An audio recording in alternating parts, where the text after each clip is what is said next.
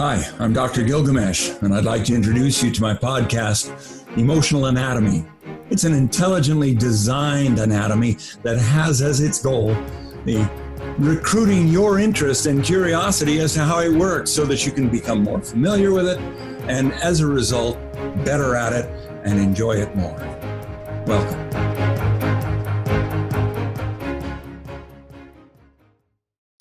Hello, I'm Dr. Gilgamesh, and I'm here to teach you how the mind works, to show you how the mind works, to interact with you and help you realize how the mind works. My hope is that there's new vocabulary that will become relevant to the world, for that matter, so that we may be able to help one another do better by being human. Okay, so I come by this challenge legitimately. I was 12 years old when my brother sunk into schizophrenia. And I grew up and decided that I'd better get to work on trying to understand why, poor guy. It was really confusing for us and the entire family. So I ended up going into medicine. I promised Dr. Funkenstein that I would explain to the world how the mind works. And I'm ready to do it. Okay, so that's been about 55 years ago. Ooh, that's a long time. And in the meantime, I can tell you that there is a vocabulary that helps us.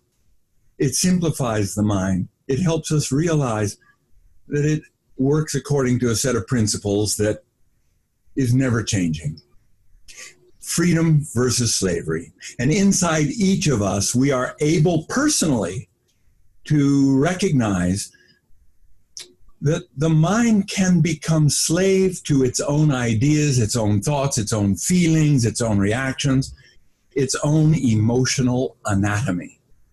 Now, this very sensitive emotional anatomy, of course, is shaped by understanding the principles. Of course, the emotional anatomy is not wounded, but violation of the principles wounds the emotional anatomy. And the vocabulary is going to allow us to help each other understand this phenomenon more clearly. So I will be presenting a number of very short exercises, short interactive opportunities where feedback is going to be essential, because what we're really doing is examining each other's emotional anatomy. In the long run, you're going to be telling me your reactions to what I have to say. And your vocabulary in reaction to what I have to say will be a reflection of your own emotional anatomy, your own growing awareness of how your mind works. And it will slowly, gradually develop with me a vocabulary that we all can understand. That's challenging, and I'm going to start slowly because I realize that not everyone is going to be able to catch on right away. My daughter keeps telling me, hey, bring it down to earth, Dad. Put her back on the table. I'm stuck with who I am, really. My emotional anatomy is not going to change any more than my hand is going to change. It's in here. It's part of my brain. It is only part of the brain. There's intellect, there's emotion, there's memory, and there's lizard brain. Whoa, that very primitive part of us that deals with all the basic stuff. And we all do it, including the lizards, breathing as an example. But in order to be able to coordinate this, you have to have an intellect that is ready to go through these exercises and recognize how the emotional anatomy gets hijacked by simple reflexes. Simple reflexes that are generated through emotionally wounded anatomy. The emotional wounds generate reflexes that help us adapt and survive. So as a result, then, we have a lot of personalities going on out there that have adapted and survived, and part of that becomes a stubbornness that is unwilling to learn anything new. I'm here to recruit you to learn something new, to become new in your thinking about how it works. But in order to do that, certain pieces of this vocabulary need to be developed. I think that what happens, of course, is that this vocabulary gets lost because it's never been spoken of before. And therefore, until you learn what the crazy doctor is trying to say, and then reflect it back in your own words, that's when the learning begins, because our understanding of emotional anatomy is a collaboration. I can't do it alone. We are all responsible. It's beautiful that Wonder Woman, her movie, got that right. And the statement from the man was, we are all responsible. So I'm thinking then that if I can help you accept that responsibility, you would be motivated to learn a vocabulary and give me feedback. Speak back to me. There will be opportunity for you to join into this discussion, to participate in shaping the future of this anatomy. No, the anatomy is not going to change. But your understanding of it will. And as a result of your understanding the anatomy, you're going to be able to make a free choice. Remember that? Freedom versus slavery. If we could simplify all of human psychology down to those words, I think we're better off. Freedom versus slavery. I'm not talking about political institutions. I'm talking about internal experience. And I'm talking about reflexes of emotional anatomy to which we are enslaved. We cannot escape them. That's not true. If we become familiar, you see, if we start to recognize how it works, then we have a free choice. We have a free choice to actually decide upon an alternative pathway.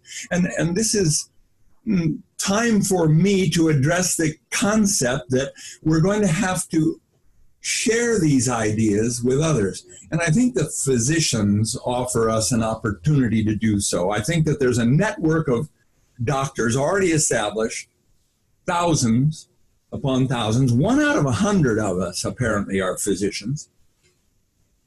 And as a result of that, they will be able to evaluate this physician and say, is he crazy? Okay, maybe so, but maybe not. I am excited about trying to get you involved. I'm excited about getting your feedback and helping us all develop a vocabulary that works better than the one I've come up with and the one I'm attempting to share with you.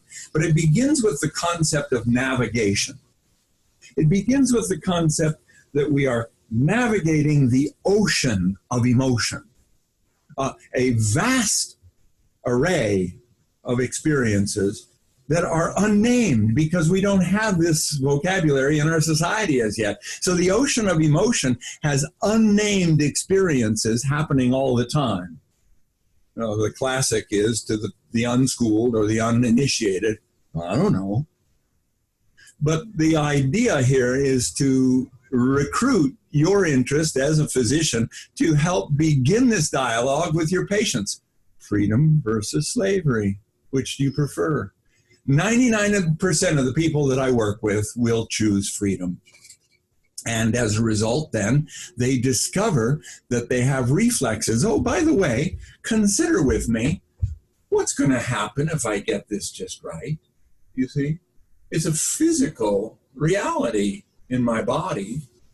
Oh, it's a reflex. Yeah, it's a reflex. And likewise, when the emotional anatomy is wounded, it develops a reflex that is designed for its survival. And by golly, it's worked. I'm old already. So these reflexes, although, I have to be reflexively self-critical for not being able to explain this to you better, but I am excited by the possibility of recruiting you into an interactive, I think Facebook is going to be the method, where we'll be able to interact through Facebook and create dialogue amongst thousands of people. But I want it to be a select few. I want it to be people that are realizing the passion, the understanding of this emotional anatomy is going to be legacy for thousands of years to come. This will be the gift to our future generations, a language that will assist them in seeing how their mind works. Perhaps we'll be able to teach it to the teachers. And then the teachers will be able to teach it to the kids, because they'll come up with a language the kids will be able to understand. The kids aren't going to be able to understand me, but there will be a translation that works for the children that helps them begin to understand emotional anatomy and wounded emotional anatomy, and then the method of becoming familiar with the wounded emotional anatomy, so that you might be able to choose wisely, not to get suckered into that reflex any longer. I hope so. And I look forward to working along with you. I think it's our chance to influence the next thousands of years. Indeed, we've inherited Greek legacy, right? We're the product of a bunch of Greeks. And there's also, of course, the fantasy that this is all coming to an end any minute. Well, in the meantime, let's do the best job that we can to pass along to the next generation a legacy of understanding that is so exciting that they'll get involved and improve upon what we've offered them. Thanks for listening. Join in, please. I appreciate the opportunity to help shape a language that reflects emotional anatomy for the future of the world. Good day. I'm genuinely excited about being able to bring you insights to a new way of looking at the mind and how it works. Emotional anatomy. Heart-home wisdom. Gratitude guides your heart home so that you may discover the lens of awe and wonder. These are concepts that I hope will liberate the world into vision, excited, alive, free to choose. Now, the podcasts are free, and if you're enjoying them, that's great. You can support this through patreon.com/emotional anatomy. Your donations are very much appreciated, and we'll continue podcasting. Join us. Thank you.